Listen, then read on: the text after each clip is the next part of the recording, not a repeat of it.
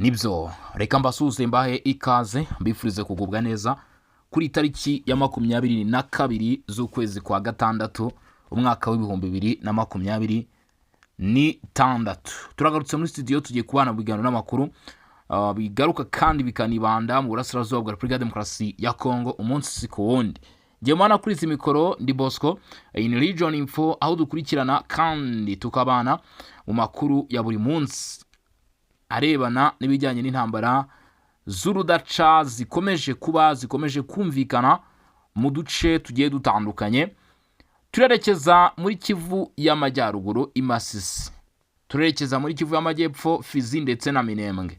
Turareba amakuru yose arimo kuvugwa muri bino bice, uburyo Kiwazalendo ndetse n'ingabo za leta ya Kongo FARDC bongeye kwigarurira 100% Kibabi, ubu iri gukontororwa n'uruhande rwa leta nyuma yo gutsinda inyeshyamba za M23 bagakuramo bano barwanye. Byaje kugenda bitero kugira ngo tube turi kuvuga aya makuru cyangwa se turi gutangaza tuti Kibabi tombe. Gusa inkuru y'agahinda kuri M23 ni uko uyu mutwe ukomeje gutakaza abarwanyi benshi cyane, ukomeje kugirira igihombo gikomeye cyane muri no mirwano. Muri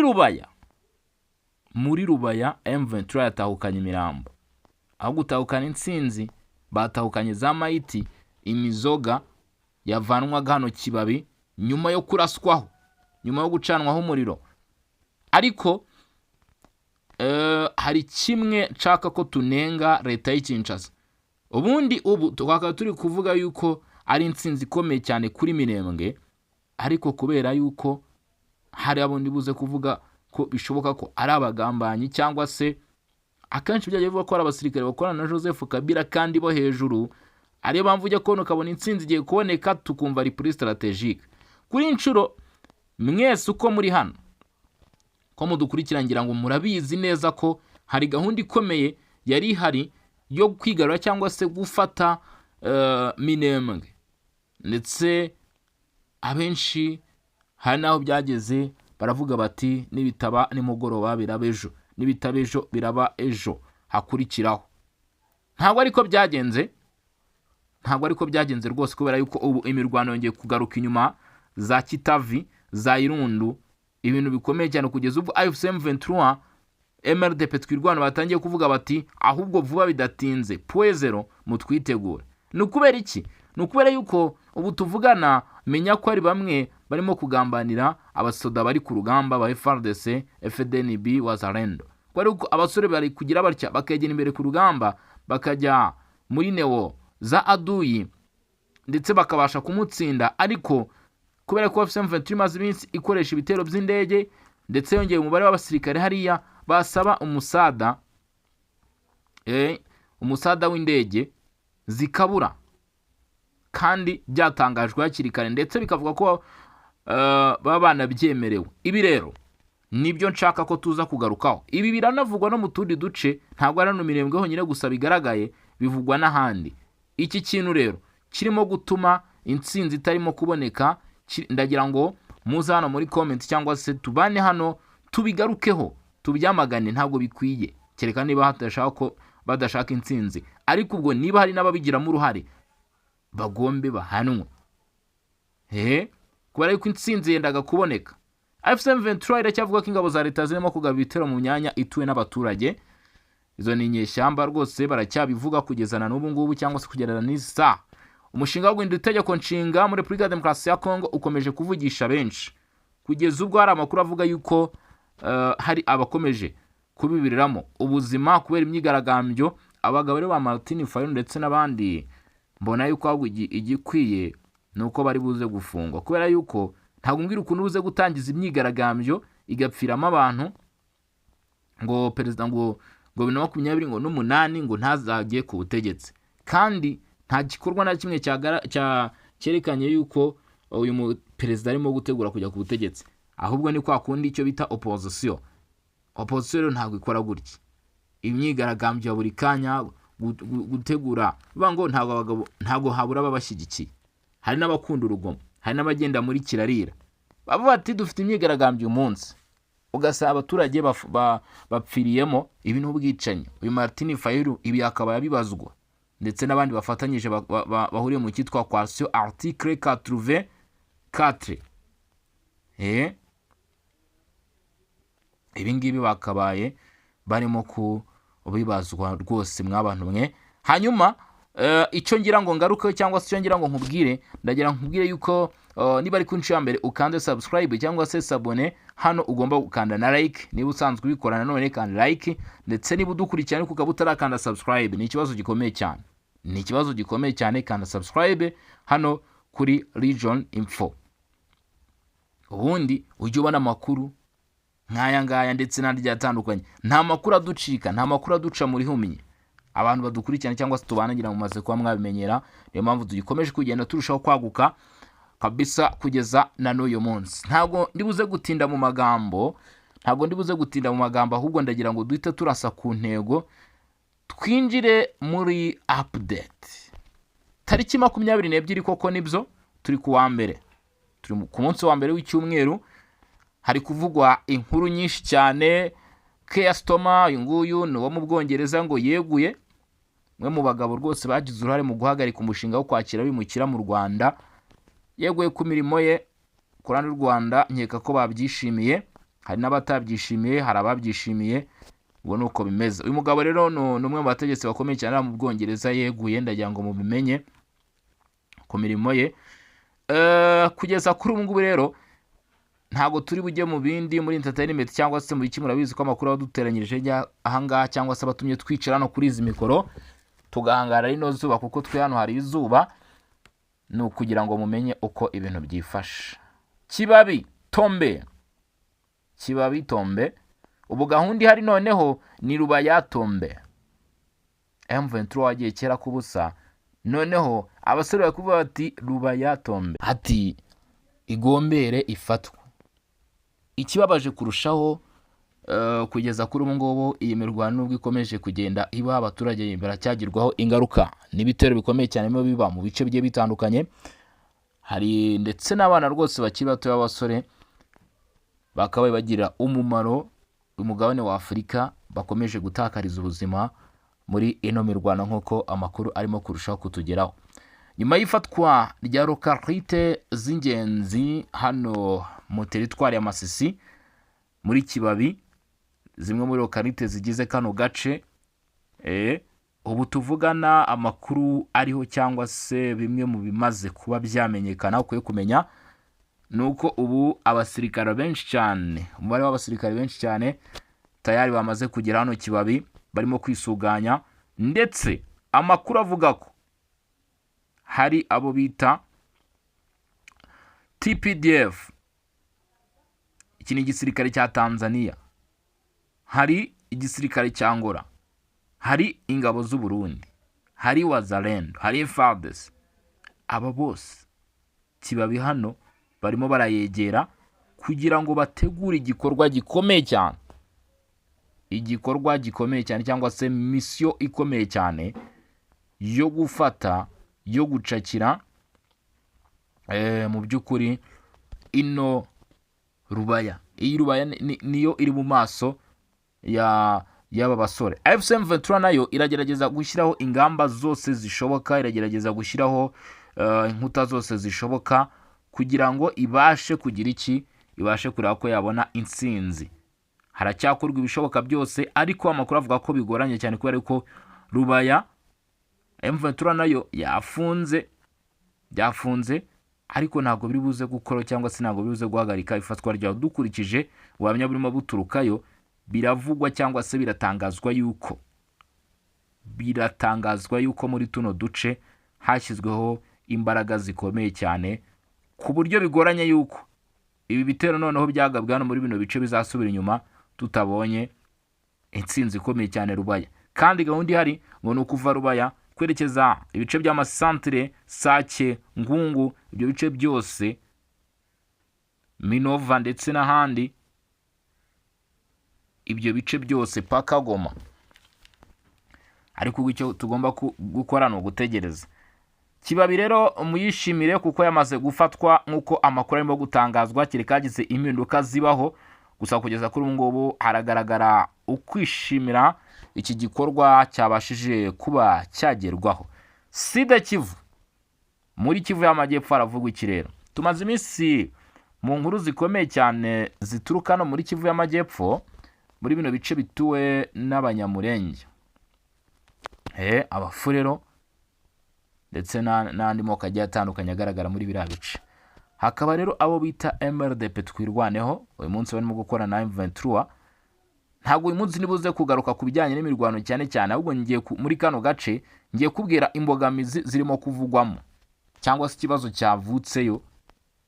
Ubundi intsinzi yakabaye iboneka, ariko ikibazo cya bamwe mu bayobozi ba FARDC bategeka reprise strategique, nubwo atari yo nje kugarukaho, cya bamwe mu bayobozi kugeza uyu munsi asaka agasabwa icyo navuga ko ari umusada, akanga gusinya itegeko. Abasirikare bareba bakabona bibuze gupfira ku rugamba, bivuga ngo hari intwaro ziba ziremera ziba zashyizweho ngaho. Izo ntwaro zigomba, hari urukuta rwubatswe ugasanga hari nk'icyo twavuga nk'ambushi cyangwa se umutego watezwe.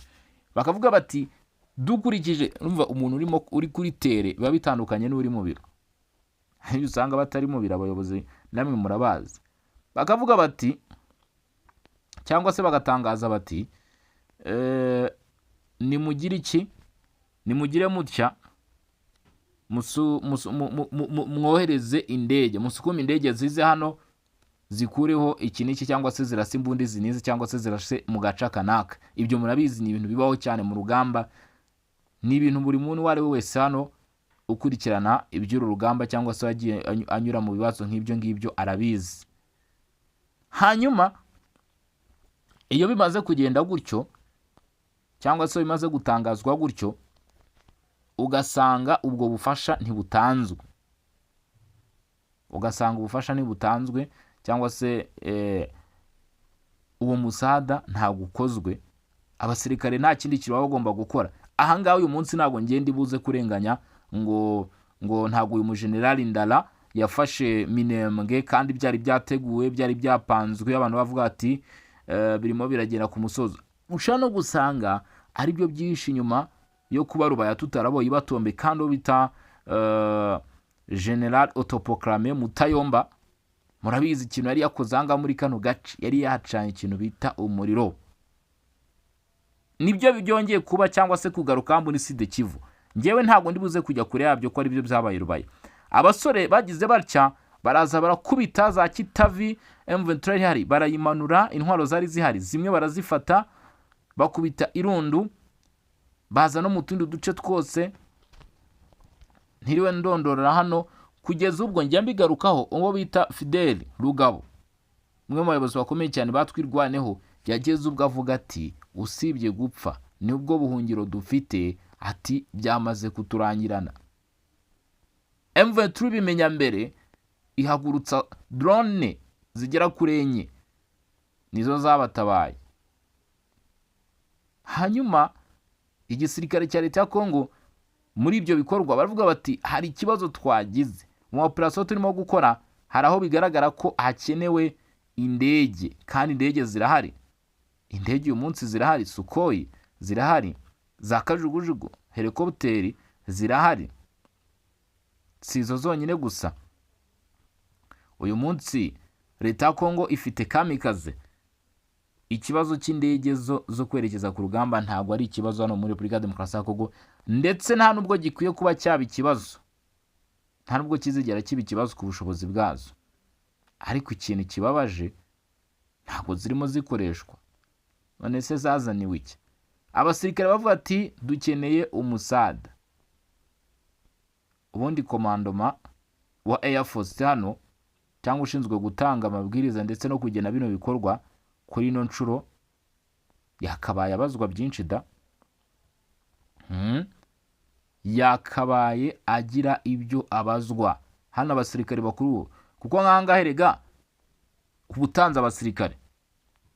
Nyamara binashoboka ko ari nayo twatangiye kumva inkuru zivuga ngo hari abasirikare baguye ku rugamba, barimo abasirikare b'Abarundi, kandi abasirikare b'Abarundi ni bamwe mu bari bagize iki, mu bari bafashe ya mbere berekeza ku mirongo y'imbere ku rugamba.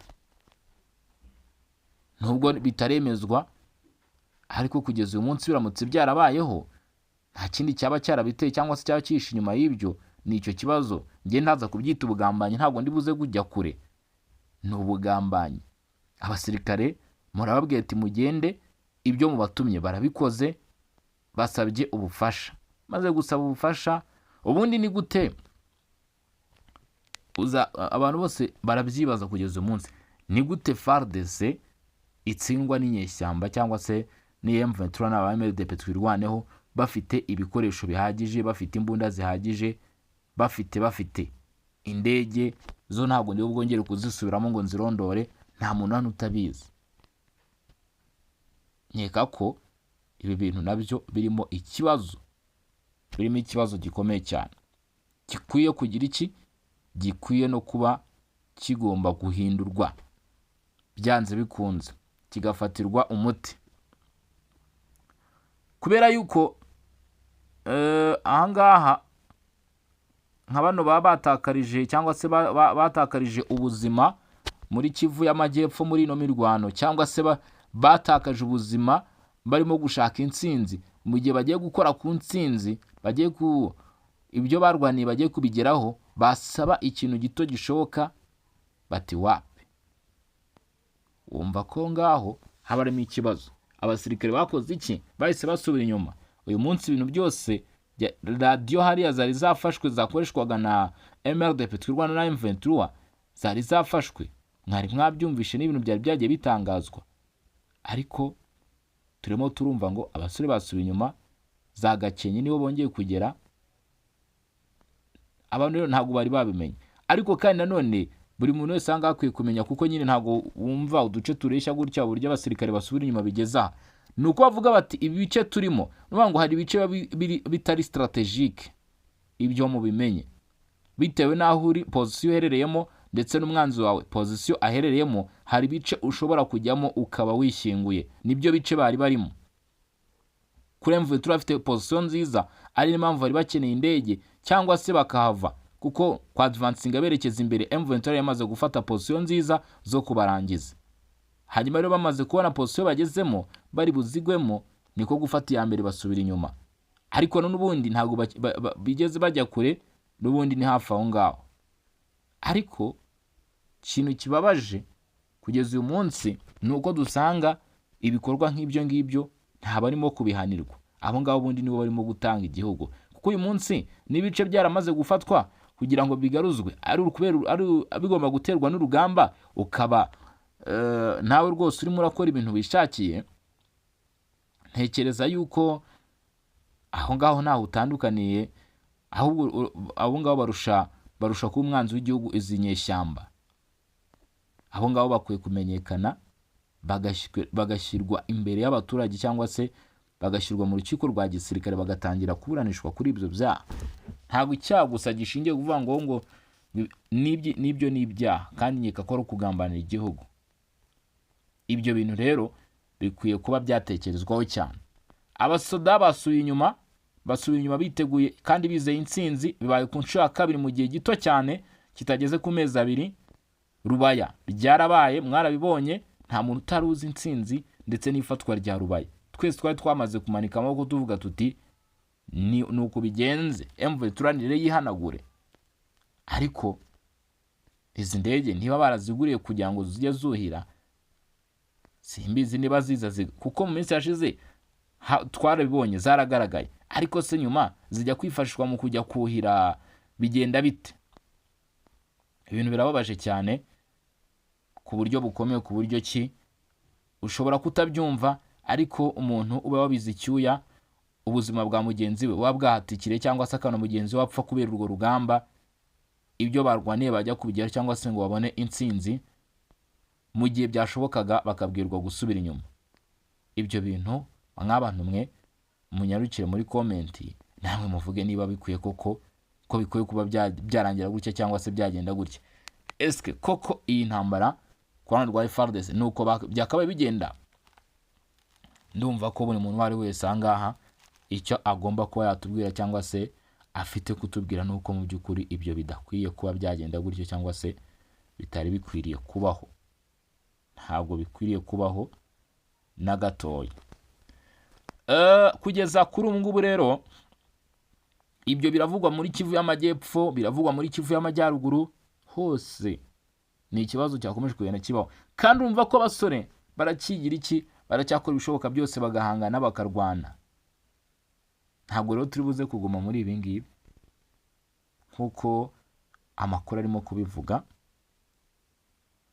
Ubu amakuru aravuga ko M23 yahise ifatirana ayo mahirwe akomeye cyane ku buryo bishano no kongera kugora aba basoda kongera kwerekeza imbere kugira ngo bagere ku ntera yaho bari bageze. M23 yohereje amakamyo y'abasirikare barimo barinjira berekeza hanga muri bino bice bya Kivu y'Amajyepfo za Minembwe.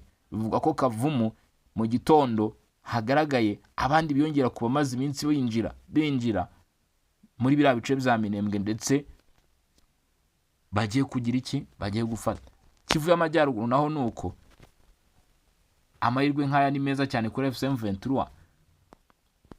Ibyo bintu rero nkeka ko nyine ni igihombo gikomeye cyane, cyangwa se biraza gukomeza kuba ikibazo cy'ingorabahizi. Biraza gukomeza kuba ikibazo cy'ingorabahizi.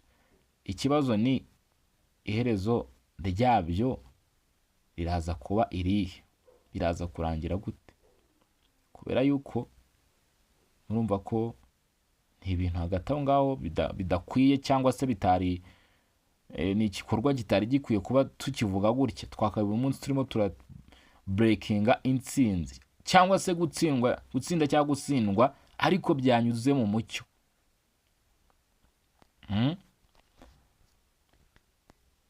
Tunavuga n'ubundi mu bintu nk'ibyo byo kunenga ibintu bitari kugenda neza, hari bamwe mu bita opposition barimo bamuyize Katumbi, Dense Senga, ndetse n'abandi bagiye batandukanye. Martin Fayulu, Kiyongozi Martin Fayulu, uyu mugabo yateguye ikintu bitanga imyigaragambyo igomba kubera Kinshasa.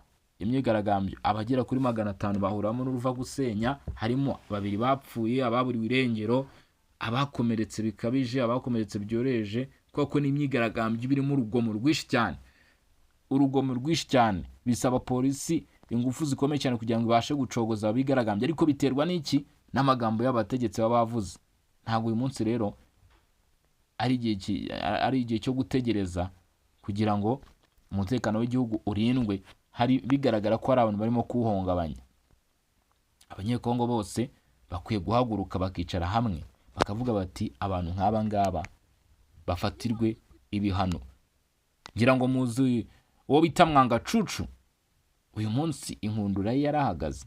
Bamwe bavuga ko yarenganijwe, ariko nanone muzi ko uno mugabo harabamukurikiraga bakabitakarizamo ubuzima. N'uyu Martin Fayulu nuko nk'abantu batakaje ubuzima, nese ninde wabishe, kuko yadatangaza icyo gikorwa uyu munsi abaturage bababayeho nk'uko byari bimeze, ubuzima bwabo bukomeza. Ariko uyu munsi ubuzima bwabo abushyize ku iherezo. Urumva ko ibyo ni ibintu bidakwiye kuba bikirimo kugaragara. Ntabwo bikwiye kuba bikirimo kugaragara mw'abantu mwe hano muri Repubulika ya Demokarasi ya Kongo. Reka rero mbashimire cyane, reka mbabwire mwakoze kudukurikirana, mwakoze kubana natwe. Ni iby'agaciro kandi iby'ingenzi abantu tubana umunsi ku wundi mu biganiro n'amakuru bigiye bitandukanye. Dukurikirana amakuru menshi cyane, murabizi cyangwa se mugenda mubyumva update bigenda bihishurwa, amaraporo, matangazo byose. Nayo mpamvu rero abantu benshi kabisa mbabwira ni mukanda subscribe, kubera ko turaza gukomeza n'andi makuru agiye atandukanye. Bafite amakuru adasanzwe menshi ku bijyanye n'u Burundi, ku bijyanye n'u Rwanda na Kinshasa. Hari amakuru akomeje kugenda yirodinga ndimo nakira, uko mbanza kugira ngo ndebe iyo bigana, ku buryo nza kubazanira amakuru yuzuye. Hanyuma ni mukande subscribe, ndashaka rero kuri kino kiganiro, ndetse kandi niba ngombwa na sharing. Ushobora no kujya muri group yacu WhatsApp ya Songa Mbere ku muntu utarabasha kuyijyamo, tukazajya tubana 5 kuri 5. Murakoze cyane, mugire ibihe byiza.